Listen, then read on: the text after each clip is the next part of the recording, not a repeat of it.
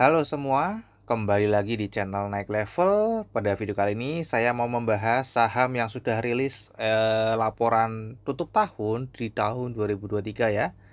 Yang pertama kali melaporkan adalah BBCA dan rasanya nggak lengkap kalau kita belum bahas BBCA ya di tahun 2024 ini.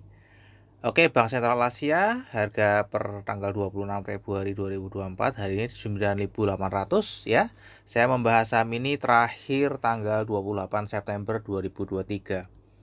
Nah, di video ini seperti biasa nanti kita akan membahas saham BCA ini dari 5 parameter ya, selalu menggunakan format baku ya. Yang pertama kita cek kinerja harga sahamnya sejak IPO dan 10 tahun terakhir, kemudian kita cek fundamental ya, ini perusahaan apa, kinerjanya bagaimana, valuasinya, dividen, dan kesehatan finansialnya. Kemudian kita cek di seasonality 10 tahun terakhir, di mana BCA ini masuk dalam salah satu saham yang saya bilang selalu naik ya, dan 10 tahun terakhir ini rekor belum pernah turun. Bahkan dalam 20 tahun terakhir hanya turun satu kali saja tahun 2008, dan itu pun hanya 10% turunnya teman-teman ya. Kemudian kita cek bandarmologinya, struktur sahamnya, peran investor asing, kepemilikan retail, perpindahan struktur saham setahun terakhir, dan month to date. Kemudian dari technical kita akan review pola technical sebelumnya, dan pola technical kira-kira kedepannya akan seperti apa ya, bagaimana bisa cuan di saham BBCA di tahun 2024. Oke, kita cek dulu ya, ini listing di bursa tahun 2000, stock split 4 kali ya, 1:2, 1:2, 1:2, 1:5, sehingga harga IPO-nya menjadi 35 ya. Ini sudah naik 28.000% sejak IPO-nya. Nah, untuk harga 10 tahun terakhir ya, 10 tahun terakhir ini Bagger 376%. Ya, 5 tahun ini masih floating profit semua ya, karena ini memang mendekati all time high-nya dia. Ya, harga saat ini mendekati all time high-nya di 10.025 ya, setahun terakhir ini mendekati harga tertingginya teman-teman ya. Ini harga tertingginya, dan terendahnya setahun terakhir 8250. Nah, ini BCA bidang usahanya jasa perbankan ya, sudah tahu teman-teman ya. Ini cuma untuk formalitas saja ya membahas ini ya. Ini pemegang sahamnya Dwi Muria Investama ini dimiliki oleh Pak Robert Budi Hartono dan Pak Bambang Hartono ya, kakak beradik ya, memiliki saham BCA dan masyarakatnya 45,06%. BCA ini memiliki anak usaha ya, ada BCA Finance Limited, BCA Finance, kemudian Syariah, BCA Syariah, ada asuransi umum BCA, Multi Finance, ada perusahaan Ventura juga, Sekuritas, ada asuransi jiwa, dan ada bank digital juga teman-teman ya. Nah, ini pendapatan di laporan terakhir ya, tutup tahun 2023 ya. Jumlah pendapatannya naik teman-teman ya. Dapatnya ya dari bank seperti biasa, dan kalau kita lihat syariahnya masih ukurannya masih sangat kecil dibandingkan konvensionalnya. Oke, kita lihat dari kinerjanya, ini full year tutup tahun 2023 ya, ditutup all time high lagi. Secara pendapatan baik top line maupun bottom line ini semuanya ditutup all time high teman-teman ya. Jadi nggak heran harga sahamnya all time high juga di tahun 2024 ini ya, sejak rilis laporan keuangan. Dan ini teman-teman ya, kalau kita lihat pembandingnya ya, bagus ya. Jadi komposisinya dari pendapatan terhadap laba bersihnya selalu naik juga. Kemudian kalau kita cek struktur pendapatannya juga perlahan-lahan naik ya. Padahal ini sudah besar sekali laba bersih 34,7 ya. Sekarang mulai naik ke angka 4 teman-teman ya. Kepala 4, 45, 46. Ya, dimana sebelumnya 2021 ini di kepala 3 terus, sekarang sudah mulai masuk ke kepala 4. Oh, ini sorry, ini buat 9 bulan, ini full year teman-teman ya. Ini saya belum merevisi ya, ini masih full year. Ini sudah full year 2023 ya teman-teman ya. Dan ini tutup tahunnya teman-teman ya, pendapatannya masih naik 17,1%, laba kotornya naik, laba usahanya naik, dan laba bersihnya juga naik ya. Tinggi ya, profitnya 48,6 triliun setahun ya teman-teman, 2023 ya, naik dari 40,7 triliun jadi 48,6 triliun labanya. Nah, untuk valuasinya sudah jelas nggak mungkin PBV-nya di bawah 1 ya. Untuk perusahaan yang seperti ini, growth company, nggak mungkin PBV-nya itu murah, pasti PBV-nya mahal ya. Dan ini pun PBV termahal 4,98, teman-teman, juga all time high PBV-nya saat ini lebih tinggi dibandingkan tutup tahun 2023. Ya, dimana average-nya 4,18. Nah, untuk pair-nya sendiri ini juga masih di atas rata-rata meskipun bukan pair terendah, teman-teman ya. Bukan pair tertinggi maksudnya. Untuk earning yield ini masih di bawah rata-rata, teman. Jadi untuk earning yield-nya masih di bawah rata-rata meskipun kalau secara kita lihat earning yield-nya itu 4%. Ya, jadi terbilang mahal kalau kita menggunakan metode valuasi earning yield. Namun sekali lagi earning yield ini tidak bisa digunakan untuk saham yang bertumbuh secara konsisten seperti BCA ini ya. Sehingga saya memberikan dua.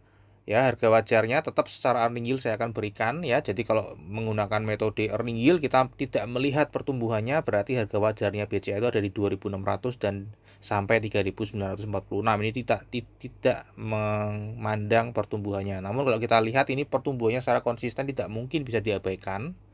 Ya, jadi BCA ini merupakan salah satu perusahaan yang memiliki future value, teman-teman ya. Dan kalau kita lihat di mana pair-nya ini rata-rata 23,5 10 tahun terakhir dan PBV-nya di 4,2. EPS-nya per tutup tahun 2023 395 dan book value-nya 1966 ya, dengan CAGR-nya 15 tahun nih teman-teman ya. 15 tahun itu kenaikan earning-nya adalah 21,3% per tahun dan book value-nya atau ekuitasnya itu naik 16,9% per tahun. Jadi kalau kita buat future value-nya ya, dengan pertumbuhan EPS nanti 5 tahun lagi dikali dengan pair-nya ya, maka harga masa depannya nih 5 tahun lagi BCA bisa 17.000 ya, ini 18.000 ya, 18.000 sampai 24.000. Artinya 2 kali lipat daripada harga saat ini. Ya, dan 10 tahun ini juga naiknya cukup signifikan ya, kemungkinan pastinya akan stock split lagi kalau sudah 5 tahun. Ya. Oke, itu teman-teman ya. Kemudian untuk dividen ini rutin bagi dividen ya, setahun 2 kali. Kemudian untuk estimasi di tahun 2024 ini kemungkinan saya memprediksi konservatif 60%, teman-teman ya. Mestinya sih lebih ya. Karena di kode IPS-nya secara nominal lebih tinggi. Saya cek 60% juga sudah lebih tinggi. Jadi saya anggap aja 60% sudah dibagi 10%, sisa 50%, jadi 194,5 dibagi harga saat ini 1,98 atau kisaran 2% ya teman-teman ya. Dan untuk kesehatan finansialnya kita cek lagi, ini masih sangat bagus, bahkan KPMM-nya atau modal sendirinya naik ya, cukup signifikan dari 25 ke 29. Aset bermasalahnya juga masih konsisten di bawah 1. Ya, kemudian CKPI-nya di atas NPL gross ya. Untuk NPL gross-nya ini juga di bawah 2%, sangat bagus, dan NPL-nya di bawah 1% ya, sangat bagus. Untuk ROA-nya ini di atas 3%, jadi bagus. ROE-nya di atas 20%, ini termasuk bagus, di atas standar teman-teman ya. Kemudian untuk NIM-nya ini sih rata-rata ya, 4-6%, di sini 5,54. Ini naik ya. Dan yang paling bagus dari BCA adalah ini ya, efektivitasnya, efisiennya BCA ini ya. Beban operasionalnya ini jauh teman-teman ya, hampir separuh dari standar. Ya, CIR ini juga turunnya juga lumayan jauh daripada standar ya. Dan untuk LDR-nya ini memang di bawah standar, namun sekali lagi LDR ini bagus kalau misalnya di bawah 80%, artinya likuiditasnya bagus karena memang BCA ini kan bank yang biasa dilakukan untuk transaksi ya, jadi mungkin memang butuh likuiditas, apalagi dia modal sendirinya juga cukup tinggi ya. Oke, untuk seasonality tadi saya sudah sebutkan di awal ya, ini selalu naik setiap tahun, tidak pernah bolong, bahkan COVID pun tidak membuat saham ini turun meskipun naiknya cuma 1,12%. Ya, 20 tahun terakhir hanya negatif, di tahun 2008 itu pun hanya turun 10%. Kalau kita lihat ya secara seasonality,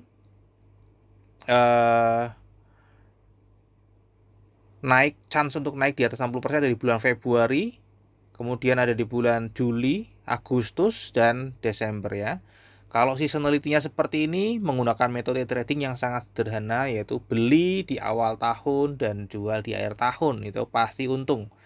Ya, dan ini untungnya misalnya ya 2017 beli, di awal Januari dan jual di akhir Desember, untungnya aja sudah 41%, 18%, 28%. Ini satu ya, ini oke lah ya. Selalu di atas bunga deposito teman-teman ya, belum termasuk dividen ya. Jadi ini sangat mudah sebenarnya untuk trading di saham BBCA ini. Nah, untuk seluruh sahamnya ini masih sama ya, tadi sudah disebutkan di awal ya, milik PT Dwi Muria Investama, tadi milik Hartono Bersaudara. Kemudian ada pihak afiliasi pengendali di luar ini ada 2,4%, ini direksi dan komisaris, dan ada ownernya langsung ya, Pak Robert sama Pak Bambang.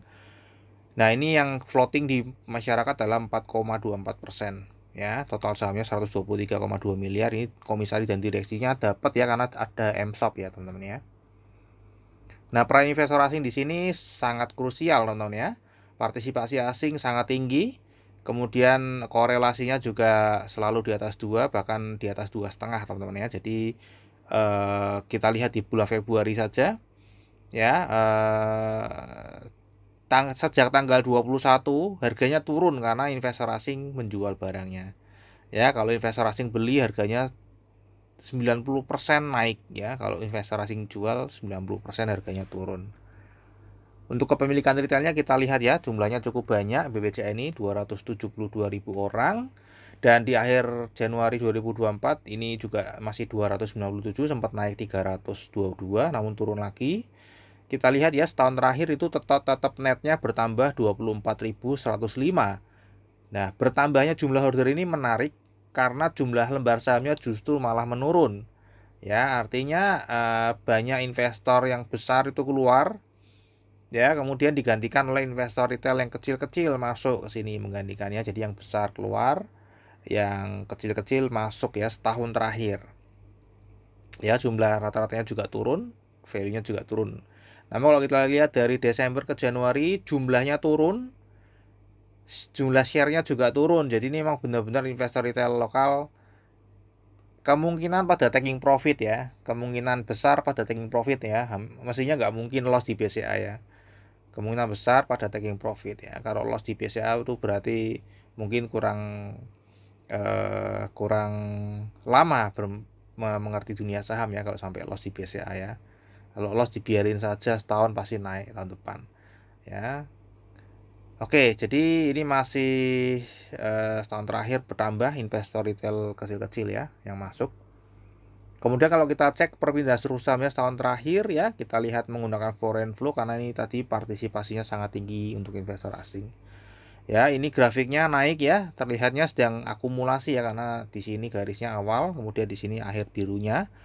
Namun kalau kita lihat dari banda detektor ini malah distribusi ya, dan kalau kita lihat di broker summary ini justru malah lebih ke distribusi ya. Broker RX ini lebih dominan ya, broker IO lebih dominan buang ya, namun di ketiga dan ini lebih dominan yang di bawah ya. Nah, kita lihat lebih jelasnya saja di data yang lebih detail ya. Ini BBCA tadi ya 42,6, yang floating adalah hanya yang di luar yang dipegang oleh publik ya. Jadi semua pengendali itu tadi tidak floating ya, tidak bisa menjual sahamnya di Bursa Efek Indonesia. Nah, kita lihat ya, kepemilikan paling besar adalah reksadana asing ya, 37,72%. Dan kalau kita lihat setahun terakhir, pemilik barang paling banyak ini mengakumulasi atau menambah jumlah barangnya. Jadi ini sedang akumulasi setahun terakhir ya. Investor retail lokal juga buang barang, namun dia mengakumulasinya dari banyak ya, dari yang besar-besar juga nih, termasuk reksadana lokal buang barang ditampung oleh investor asing ya, reksadana asing. Jadi ini sudah akumulasi teman-teman ya setahun terakhir. Untuk month to date di bulan Februari 1 sampai tanggal 26 Februari juga terlihat garisnya masih naik, jadi masih akumulasi ya, karena ini all time high ya, mestinya enggak mungkin kalau distribusi all time high ya. Ini all time high tadi, sejak ini turun ya. Nah, ini turun ini kan tadi investor asing jualan teman-teman ya, sudah tahu ya. Ini naik, ini jualan. Kita lihat ya, 1 sampai 26 Februari dia akumulasi. Kita cek di broker summary juga terlihat akumulasi teman-teman. Jadi sudah akumulasi juga di bulan Februari ini. Nah, ini adalah analisa teknikal di video saya sebelumnya tanggal 28 September. Waktu itu sedang distribusi ya teman-teman ya, sedang distribusi. Saya memprediksi harganya naik 9.000, kemudian turun ke 8675, kemudian naik lagi, dan waktu itu harapan saya sih turunnya di bawah 8675. Ya, harapan saya supaya bisa ngambil di area ini adalah harga awal tahunnya BCA. Saya lupa ini berapa ya, 8.500-an kalau salah. Harga awal tahun 2023. Ya, jadi kalau sampai sini wis pasti cuan, karena beli di sini pasti cuan ya. Secara historical pasti cuan. Nah, waktu itu saya prediksi naik ya ke 9.000, nih naik bahkan lebih tinggi dari 9.000. Kemudian dia turun ke 8675 ya, dan sesuai dengan analisa saya ya ini saya pribadi pernah mengambil posisi di sinilah ya. Ya, karena sesuai dengan analisa, kemudian naik, turun lagi, dan 2024 naik ya, all time high tembus, dan ini ya selalu saya di chart BCA ada garis merah. Ya, ini adalah harga awal tahun 2024 ya. Saya sudah jual di Januari, meskipun nggak kena all time high-nya, saya sudah jual. Ya, dan waktu ini menyentuh di bawah garis merah ya saya ambil lagi. Ya, kira-kira seperti itu teman-teman ya. Karena pasti untung ya kalau teman-teman begitu menyentuh garis merah ini, saya langsung auto buy ya. Karena pasti akhir tahun akan naik.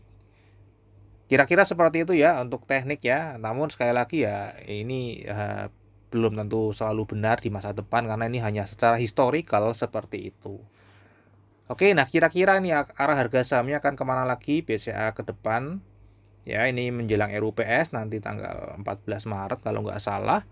Ya, ini sedang uptrend ya, sedang uptrend. Nah, namun ini sudah terlalu tinggi ya. Apakah dia akan break all time high lagi di atas 10.025? Kemungkinan sih masih teman-teman ya. Kemungkinan saya prediksi masih ya. Masih di akhir Februari ini bisa tembus lagi ke atas. Namun setelah RUPS kemungkinan dia akan cooling down, turun teman-teman ya, mulai turun ya teman-teman ya. Harapannya sih turunnya sampai 9.400 ya, harapan saya teman-teman ya. Jadi strateginya sebenarnya simpel ya. Kalau teman-teman beli BCA hari ini di angka 9.800 ya, karena dividennya ke depan akan 2%, tetap aja meskipun turun tetap akan cuan. Karena apa? Jarak dari 9.800 ke 9.400 ini hanya 4% teman-teman ya. Jadi kalau teman-teman punya dananya tinggal dipecah saja, jangan masuk langsung di sini. Dipecah, mungkin masuk 20% dulu. Kalau turun lagi beli ya, turun apalagi sampai 9.400, beli lagi 40%, di bawah 9.400 langsung masuk semua. Ya, itu pasti untung. Misalnya langsung naik pun ya cuma 20% ya nggak apa-apa, kan tetap untung ya. Meskipun baru masuk 20% ternyata nggak sempat turun, naik langsung ya tetap untung gitu ya. Meskipun ya beda untungnya jumlahnya. Ya, jadi strateginya sangat gampang kalau mau trading di BBCA ini teman-teman ya. Yang dibutuhkan cuma kesabaran saja. Oke, terakhir kita masuk ke free saham-nya. Untuk kinerja jangka panjangnya masih naik, kinerja jangka pendeknya masih naik, valuasi mahal tadi secara earning yield, namun ini memiliki future value. Rutin bagi dividen, forecast-nya 2%. Berpotensi naik di atas 60% di bulan Februari, Juli, Agustus, dan Desember tadi teman-teman ya. Untuk bendarmologi tadi Januari sedang akumulasi, 1 sampai 26 Februari juga sedang akumulasi. Ya, jadi kemungkinan memang berpotensi tembus all time high lagi. Cuman ya saya nggak ngerti ya teman-teman, ini hanya perkiraan saja. Untuk technical sedang uptrend ya teman-teman ya, menjelang nanti RUPS kalau nggak salah 14 Maret 2024. Nah, terakhir disclaimer teman-teman ya, jadi analisa yang saya bagikan di YouTube ini adalah analisa saya pribadi yang tentu saja juga bisa salah. Ini bukan ajakan jual atau beli saham BBCA. Silakan teman-teman tetap wajib melakukan analisa sendiri jika ingin menjual atau membeli saham BBCA ya. Jadikan video saya ini hanya sebagai second opinion. Kalau analisa saya mendukung analisanya teman-teman, ya silahkan bisa untuk mengambil keputusan investasi. Namun kalau analisa saya kontra dengan analisanya teman-teman, ya mungkin bisa dipertimbangkan lagi, atau mungkin bisa mengalihkan saham lain, karena masih banyak sekali saham di bursa saham ya, ada 900 lebih lainnya. Oke, sampai di sini dulu aja analisa saham BBCA ya, semoga bisa bermanfaat. Kita akan ketemu lagi di video yang berikutnya.